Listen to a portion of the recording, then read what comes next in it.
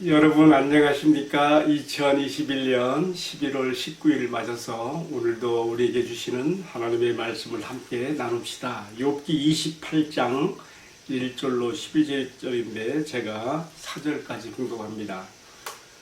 은은 나는 곳이 있고 금을 재련하는 곳이 있으며 철은 흙에서 캐내고 동은 돌에서 녹여 얻느니라.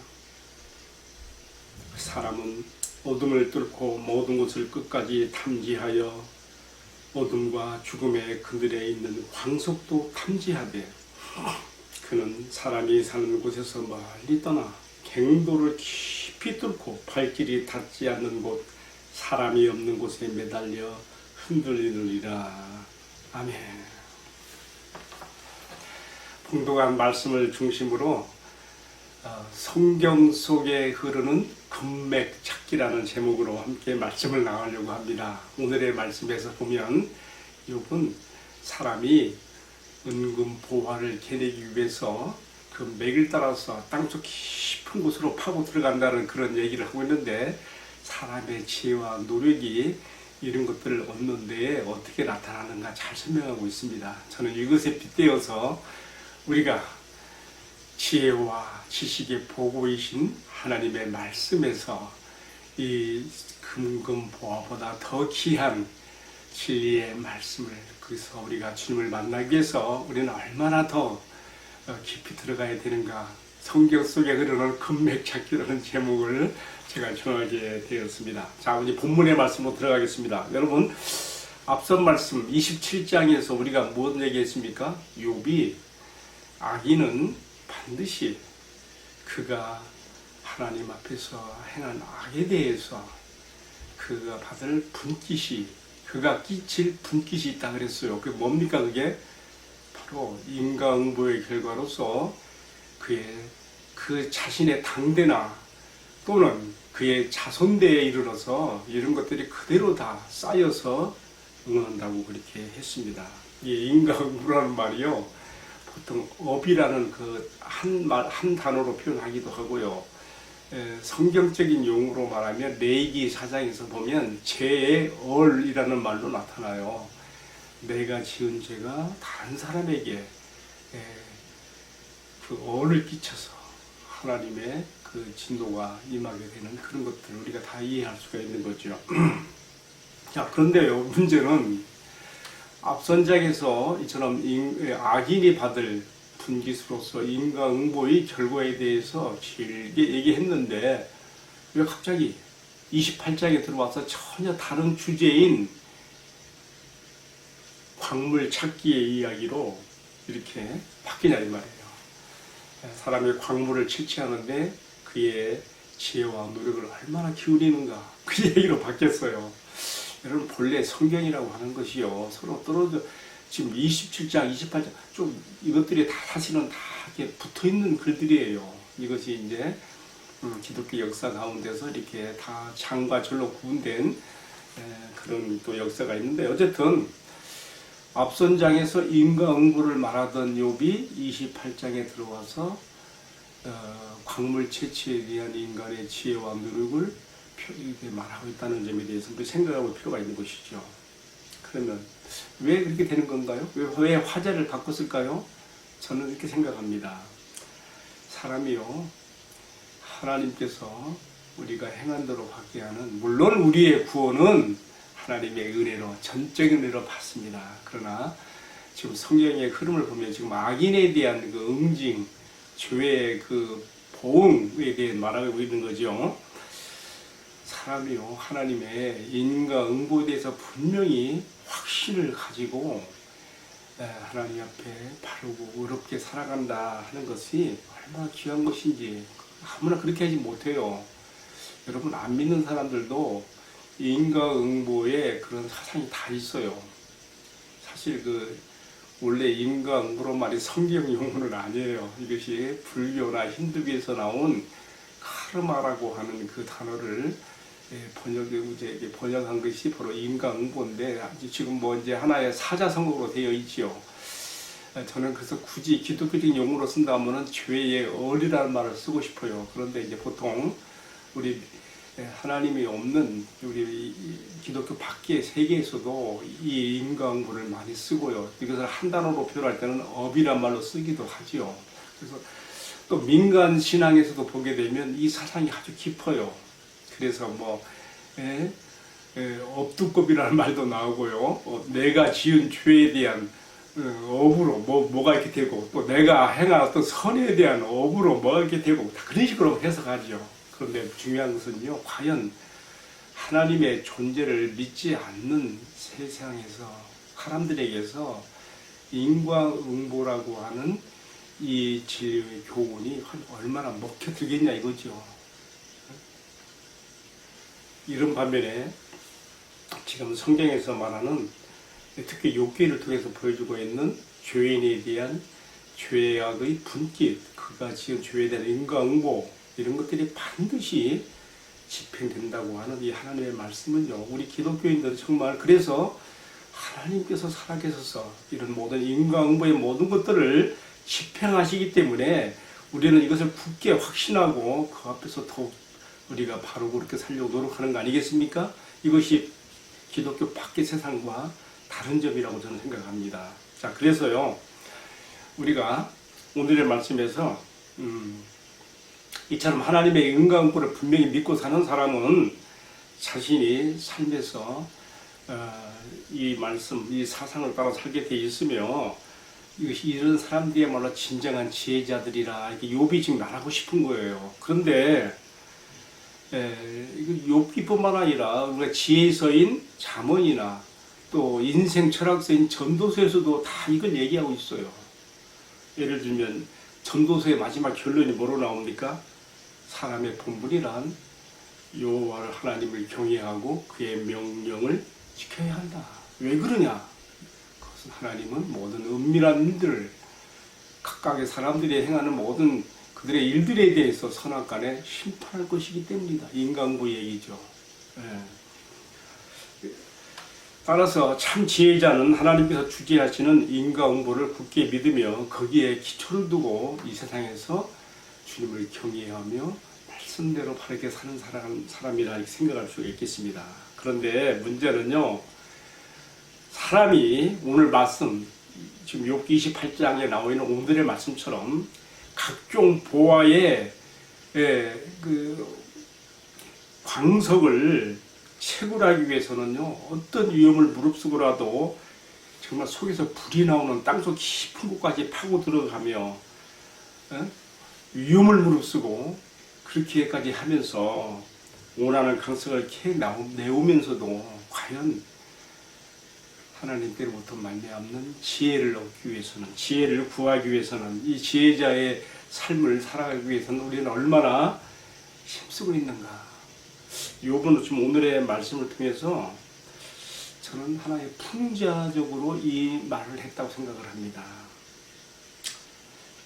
사람이 각종 보화를 채굴하기 위해서는 그렇게 많은 지혜와 노력을 기울이면서도 참 보화가 되는 지혜를 얻기 위해서는 그리 힘을 쓰지 않는다는 것을 풍자한다 이 말이에요. 따라서 오늘의 말씀이 광물 채취에 대한 이야기만 기록되어 있는데, 오늘 본문의 말씀만 두고 보면 우리가 그렇게 좀 그 앞선 문맥의 말씀에 이어서 조금 이해가 됩니다만은, 우리가 28장을 마감하는 끝에 부분에 가서 광물 채취 얘기를 쓴 오늘의 말씀이 바로 이렇게 이어지는구나 하는 것을 더 확실하게 알 수 있어요. 28장 28절에 그래서 이렇게 되어 있어요.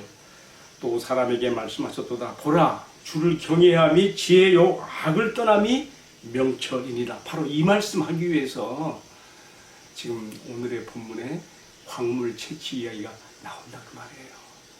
참 지혜의 보화가 되시는 하나님의 말씀 가운데서 주를 경외함을 배우고 따라서 악을 떠난 이것이 바로 명철이고 지혜자의 삶이라는 것을 우리가 이 말씀에서 견주어 우리가 이해하게 되는 것이죠. 자, 저는요 이제 오늘의 말씀에 대한 묵상과 적용에 들어가면서요, 바울 사도가 골로새 교회에 보낸 편지 가운데 한 구절이 생각이 납니다. 골로새서 2장 2절로 3절에 보게 되면요, 우리가 지금 본문이 말하고 있는 보화, 어떤 대가를 지불하고서라도 얻어내고야 말고자 하는 그 보화에 대해서 바로 예수님이라고 말하고 있습니다. 골로새서 2장 2절은 그렇게 말합니다. 예수 그리스도는 하나님의 비밀이며, 또 2장 3절에서는 그 안에는 지혜와 지식의 모든 보화가 감추어져 있느니라. 아멘. 여러분, 과연 오늘의 말씀과 관련하여 우리가 참 지혜와 보화의 모든 것이 담겨져 있는, 가지고 있는 우리 주님 예수 그리스도에게 우리가 깊이 닿아지기 위해서 우리가 얼마나 힘쓰고 애쓰며 또 왜 그의 가르침을 따라 살기를 힘쓰는가, 한번 오늘의 말씀 통해서 우리가 한번 돌이켜봐야 되는 것입니다.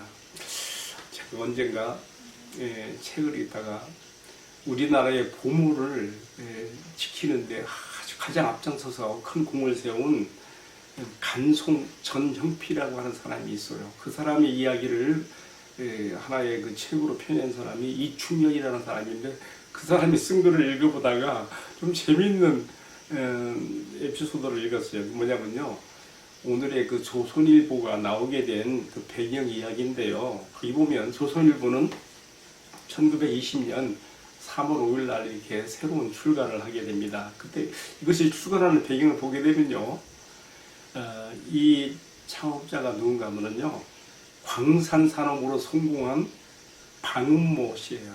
이 방은모 씨가 일제 강점기 시절에 많은 사람들이 일확천금을 노리고 노도나도 노다지 금을 캐기 위해서 광산 사업에 뛰어들었다 그래요.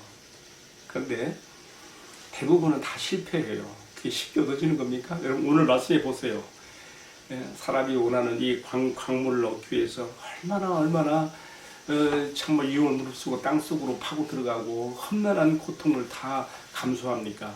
그 길을 아무나 쉽게 할 수 없는 것이죠. 그냥 맥을 따라 들어가 보는 거예요. 근데 그래서 오늘 말씀에서 보게 되면요, 그렇게 써 있어요. 그 광물을 얻기 위해서 땅을 파고 들어가는데 땅 속에서 불이 나오나, 55절에 보면 그래요. 음식은 땅으로부터 나오나 그 밑은 불처럼 변하였다. 속에서 훅 보이는 불기운이 있는 거죠. 땅 속에요. 그뿐인데 우리가 화산 폭발할 때 나오는 그 불덩어리들이 다 사실 땅 속에 있는 건데, 땅을 깊이 파고 들어가 강물을 얻고자 할 때 그 불기운을 느끼는 거예요. 그래서 지금 욥기에서 이렇게 지금 말하는 것이죠. 그 밑은 불처럼 변하였도다. 또 뭐라 했습니까? 그런데 거기에는 청옥도 있고 사금도 있으며, 그런데요, 중요한 것은 그 길은 솔개도 알지 못하고 매의 눈도 보지 못하며 용맹스러운 짐승도 밟지 못하였고 사나운 사자도 그리로 지나가지 못하였느니라. 그런데 사람이요, 이런 동물들에 비유해서 얼마나 사람은 지혜를 쓰고 노력을 기울이는지, 사람은 굳은 바위에 손을 대고 산을 뿌리까지 뒤엎으며 반석에 수를 터서 각종 보물을 발견해내고 그것을 가지고 나온다. 그렇게 써 있습니다.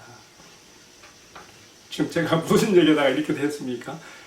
조선일보 창업자 방은모 씨가 광산업에 뛰어들어가지고 그가 일확천금, 정말 노다지 금광을 차지하게 되는데요. 근데 바로 그 앞에 다른 사람이, 일본인이 그 광산에서 금을 채굴하다가 아무리 파도 안 나오니까 그냥 포기하고 헐값에 그냥 파는 거예요. 그것을 방은모 씨가 사들여가지고 파고 들어갔는데 거기서 금을, 노다지 금을 얻은 거죠.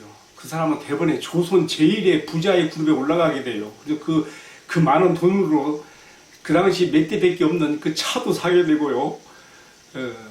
최고의 승용차를 사게 되고, 또 그 돈으로 바로 조선일보, 그 당시 이 신문사가 거의 폐업 지경에 이르렀는데 조선일보를 인수해서 오늘의 신문사로 이렇게 키워 나오게 되는 그 발판을 마련하게 되는 것이죠. 여러분, 제가 왜 이 말씀을 드립니까? 성경 속에 흐르는 구속사에 우리가 금맥을 캐들어가는 일을 위해서 나는 얼마나 애를 쓰고 노력하는가, 나는 중간에 포기하는 일은 없는가. 마치 방은모 씨한테 그 일확천금의 금이 넘어간 것을 그 파는 사람이 알고 얼마나 참 가슴을 치고 통탄했겠습니까? 어쨌든 우리는요, 이런 것보다 더 귀한, 아까 골로새서 2장 2절 3절에 말했죠. 그 안에는 은금, 보화, 진리의 모든 것들이 들어있느니라. 하나님, 그 예수 그리스도는 하나님의 비밀이며 그 안에는 은금, 보화의 모든 것들이 들어있다 했거든요. 우리가 정말 살아계시며 진리의 지혜의 보화가 되시는 주님께 다지기 위해서 우리는 성경 속에 흐르는 금맥을 파고 들어가야 됩니다. 특별히 성경 속에 흐르는 구속사의 금맥을 파고 들어가야 됩니다. 그렇게 되면 여러분, 하나님을 만나는 것이요, 우리가 죄인된 눈을 어떻게 만날 수 있어요? 아니에요. 구속사의 금맥을 파고 들어가다 보면요, 우리 인간을 위한 구원을 계획하시고 그것을 진행하시고 하나하나 성취해 나가시는 하나님을 만날 수가 있습니다. 뿐만 아니라 이 살아계신 하나님을 만나게 됨과 동시에 마침내는 위에서 말한 골로새서 2장 2절 3절에 말한 것처럼 그 안에는 모든 지혜와 지식의 보화가 들어있느라 하는 우리 주님 예수 그리스도에게 우리가 다 줄 수가 있는 것이죠. 여러분, 그리하여 우리가 참 같은 예수를 믿어도 이렇게 정말 우리가 아는 만큼 주님을 사랑하게 되고 그의 제자가 되어 그 도를 실천하고 따르는 자가 되는데, 정말 우리가 이 세상에서 참 제자의 삶을 살아가기 위해서 그의 가르치심을, 그의 도를 우리가 배우고 그리고 그의 도를 따라서 지혜로운 자의 삶을 살아가게 된다는 것을 오늘 우리가 이 말씀에서 교훈을 받게 되어야 되겠습니다. 다시 한번 강조해서 드리는 말씀은, 오늘의 말씀은요, 그냥 겉으로 드러난 것은 광물 채취 얘기밖에 없어요. 그러나 이 말씀이 담고 있는 더 깊은 뜻, 진리의 모든 보화가 담겨져 있는 우리 주님 예수 그리스도의 우리가 다지기 위해서, 그리고 그 도를 따라 우리가 살아가는 참 지혜자가 되기 위해서 우리는 어떻게 해야 될 것인가, 욥의 교훈을 통해서 우리가 오늘의 말씀을 받았습니다. 기도하겠습니다. 사랑하시는 주님, 세상의 그 어떤 보화로도 비교할 수 없는 우리 주님을 더 깊이 알고 주님께 닿아지기 위해서 우리가 광물의 그 광석을 얻기 위해서 맥을 따라 들어가는 광부들보다 더 깊은 노력과 수고와 지혜를 짜내어 진실로 주님께 닿아지는 저희들이 되게 하여 주옵소서.